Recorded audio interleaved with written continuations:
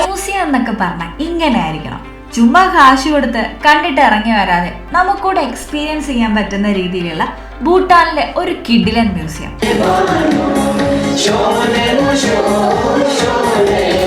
പണ്ട് തൊട്ടുള്ള രുചികൾ മുതൽ ചാരായം നൽകിയുള്ള സൽക്കാരമടക്കം ഭൂട്ടാന്റെ മുഴുവൻ സംസ്കാരവും അറിയാൻ പറ്റുന്ന സിംപ്ലി ഭൂട്ടാന്റെ കാഴ്ചകളാണ് നമ്മൾ കാണാൻ പോകുന്നത്.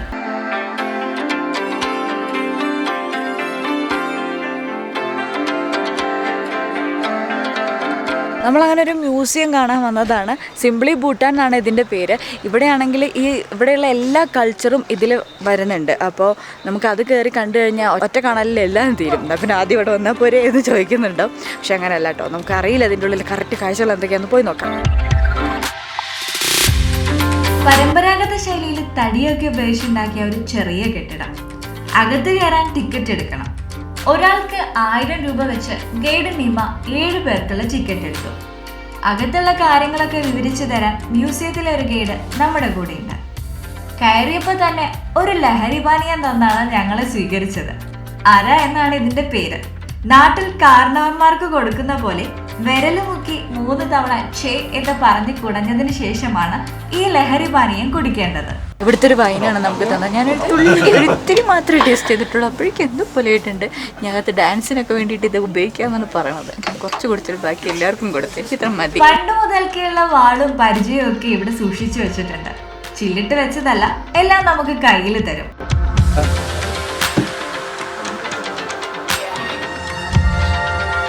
ഭിത്തിയിലെ നെഹ്റുവും ഇന്ദിരയും ഭൂട്ടാനിലെ രാജകുടുംബാംഗങ്ങളുടെ കൂടെ നിൽക്കുന്ന ഫോട്ടോയും ഭൂട്ടാൻ ഫ്ലാഗും ഒക്കെ വെച്ചിട്ടുണ്ട്. പിന്നെ കയറി ചെന്നത് നടുമുറ്റം പോലെയുള്ള സ്ഥലത്തേക്കാണ്. എതിർവശത്ത് ഭൂട്ടാന്റെ ട്രഡീഷണൽ ഡ്രസ്സില് 3 പേരുണ്ട്. പണ്ട് കാലത്ത് വീടുണ്ടാക്കാൻ ചളിയും പുല്ലും ഒക്കെ കുഴച്ച് തറ പാകപ്പെടുത്തുന്ന രീതി ഉണ്ടായിരുന്നു.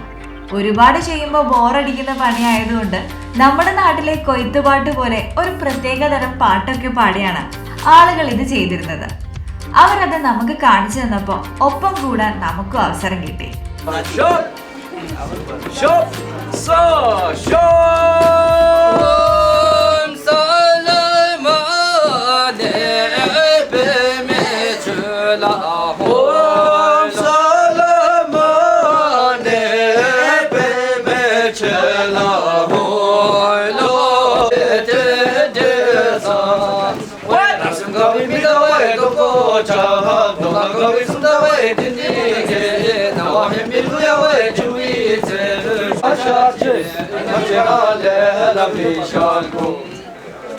പിന്നീട് ഭൂട്ടാന്റെ ട്രഡീഷണൽ ഗിറ്റാർ, ഡ്രമ്മിംഗ് ഗൈഡ് നമുക്ക് പരിചയപ്പെടുത്തി.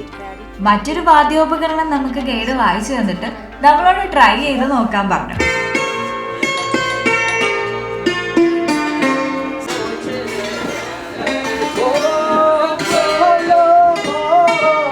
ആദ്യം ഞാൻ സൂപ്പറായിട്ട് വായിച്ചല്ലോ എന്ന് വിചാരിച്ചെങ്കിലും പിന്നീടാണ് മനസ്സിലായത് ആര് വായിച്ചാലും അതിൽ നിന്ന് നല്ല സംഗീതം മാത്രമേ വരുള്ളൂ എന്ന്. പിന്നീട് ചെമ്മീലഗാങ്ങിലെ ഫെർട്ടിലിറ്റി ഗോഡിന്റെ ചിത്രങ്ങളും കഥകളും കേട്ട് നടുമുറ്റത്ത് നിന്ന് അകത്തേക്ക് കയറി.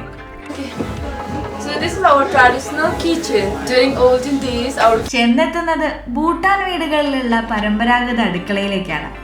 ഒപ്പം ഉണ്ടായിരുന്ന ഗൈഡ് അത് ഓരോന്നും വിവരിച്ചു തന്നു. അതിൽ അതിശയപ്പെടുത്തിയത് നൂഡിൽസ് ഉണ്ടാക്കാൻ പറ്റുന്ന ഉപകരണമായിരുന്നു. ഭൂട്ടാനിലെ പ്രധാന ധാന്യങ്ങളും കണ്ട് ഉപകരണങ്ങളെല്ലാം നേരിട്ട് പരിചയപ്പെട്ട് പുറത്തേക്കിറങ്ങി. അടുക്കളയ്ക്ക് പുറത്തുള്ള ജനലിന്റെ അരികിൽ വേനലിൽ വിളവെടുത്തതൊക്കെ ഉണക്കാൻ കെട്ടിത്തൂക്കിയിട്ടുണ്ട്. മുളകും ചോളവും കൂണും ഒക്കെ അതിലുണ്ട്. എതിർവശത്ത് ഒരു ചെറുപ്പക്കാരന്റെ അത്ഭുതപ്പെടുത്തുന്ന കലാവിരുതുകളുടെ പ്രദർശനവും വിൽപ്പനയും ഉണ്ടായിരുന്നു.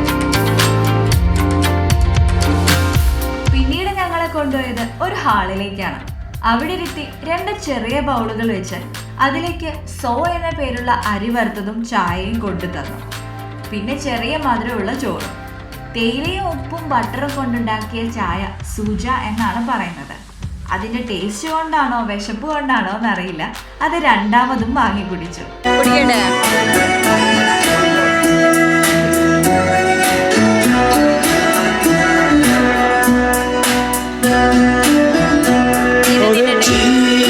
അപ്പോഴേക്കും അവിടെ ഉണ്ടായിരുന്നവര് ഭൂട്ടാന്റെ ട്രഡീഷണൽ ആയിട്ടുള്ള സ്വാഗത നൃത്തം തുടങ്ങി.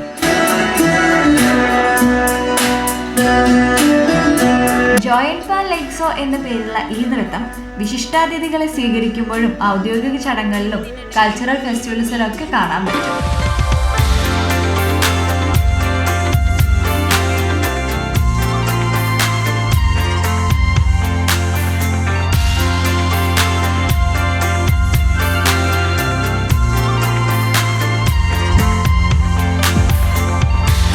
സ്ത്രീകൾ കിര എന്നും പുരുഷന്മാർ ഖോ എന്നും പേരുള്ള പരമ്പരാഗത വേഷമാണ് ധരിച്ചിട്ടുള്ളത്. ഇവിടെ ഔദ്യോഗിക കാര്യങ്ങൾക്ക് ഈ വസ്ത്രങ്ങൾ നിർബന്ധമാണ്.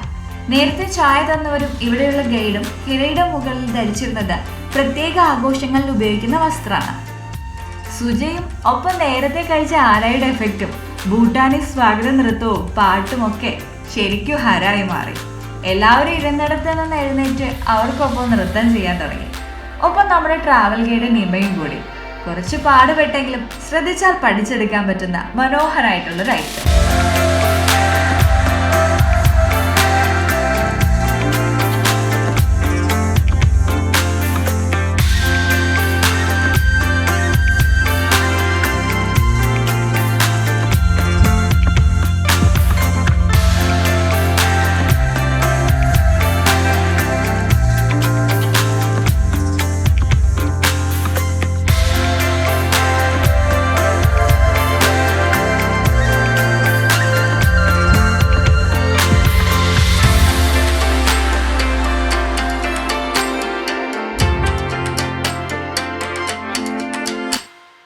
നല്ലത് ഏറ്റവും അവസാനത്തേക്ക് വെക്കുന്നത് പോലെ രസകരവും ഇൻട്രസ്റ്റിംഗുമായിട്ടുള്ള ഒരു ആക്ടിവിറ്റി ആയിരുന്നു പിന്നെ ഉണ്ടായിരുന്നത് അമ്പെയ്ത്ത്.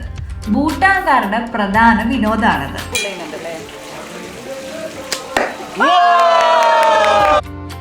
പെട്ടെന്ന് പഠിക്കാൻ കഴിയില്ലെങ്കിലും ചെറിയൊരു ക്ലാസ് അവർ നമുക്ക് തരും. കൂട്ടത്തിലുള്ള എല്ലാവർക്കും അമ്പെയ്യാൻ അവസരം കിട്ടി. അവസാനം എൻ്റെ കൂടെ വന്നു. ഒരാൾക്ക് 3 തവണ പരീക്ഷണം നടത്താം. ആദ്യത്തേത് ചീറ്റിപ്പോയി, രണ്ടാമത്തേത് പാളിപ്പോയി, മൂന്നാമത്തേത് കൊണ്ടു എന്നൊക്കെ പറയാം. അമ്പ് ലക്ഷ്യസ്ഥാനത്തെത്തിയാല് ആഹ്ലാദ പ്രകടനമാണ്. അതിന് കുറച്ചു പേര് വന്ന് അമ്പെയ്ത് വിജയിച്ച ആളെ കൂടെ നിർത്തി നൃത്തം ചെയ്യും.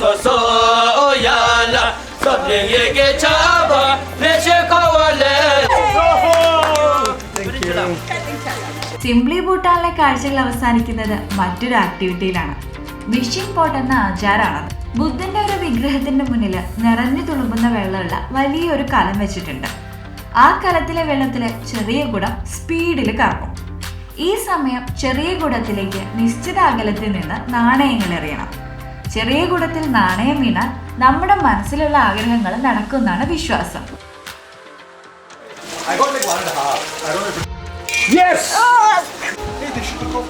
അമ്പെയ്ത്തിൽ ഇഷ്ടം കൂടിയപ്പോൾ ഞാൻ ഒന്നുകൂടി പരീക്ഷണം നടത്തി.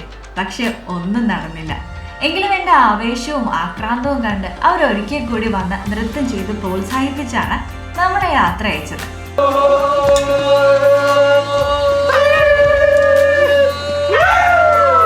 അവസാനം അതിനുള്ളിൽ നിന്ന് പുറത്തിറങ്ങി. എന്നിട്ട് ഞാനടക്കം പലർക്കും അകത്തെ നൃത്തത്തിന്റെ ഹാങ് ഓവർ മാറിയിട്ടില്ല.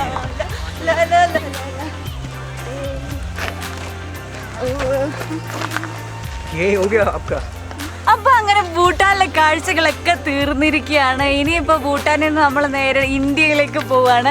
ഇനി നമുക്ക് ഇവിടെ ഒന്നും കാണാമല്ലോ, ഒരുവിധം നമ്മളെല്ലാം കണ്ടു കഴിഞ്ഞു. അപ്പൊ ഇനി അടുത്ത വീഡിയോയിൽ കാണാം. ബൈ. നമ്മളെ കൂടെയുള്ള ഒരു ബൈക്കിന്റെ ചെയിൻ പൊട്ടിയിരിക്കുകയാണ്. എന്തോ ഭാഗ്യത്തിന് കുഴപ്പമൊന്നും പറ്റിയില്ല കേട്ടോ. പെട്ടെന്ന് തന്നെ അവൻ സൈഡാക്കി ഇൻഡിക്കേറ്റർ ഇട്ടിട്ട്.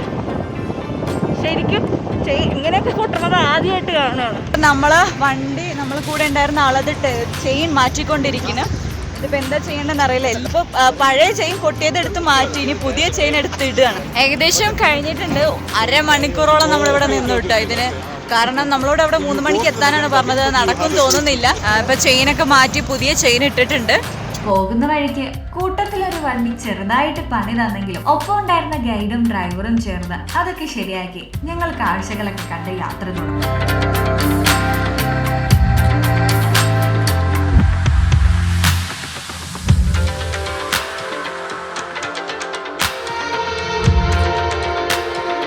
അധികം വൈകാതെ ഫുൻസിലിങ്ങിലെത്തി ബോർഡർ ക്രോസ് ചെയ്യണം എന്നുള്ളതുകൊണ്ട് ഞങ്ങൾ കുറച്ച് വേഗത്തിലായിരുന്നു പോയത്. അങ്ങനെ സമയം അധികം വൈകുന്നതിന് മുന്നേ ഞങ്ങൾ ബോർഡർ ക്രോസ് ചെയ്തു.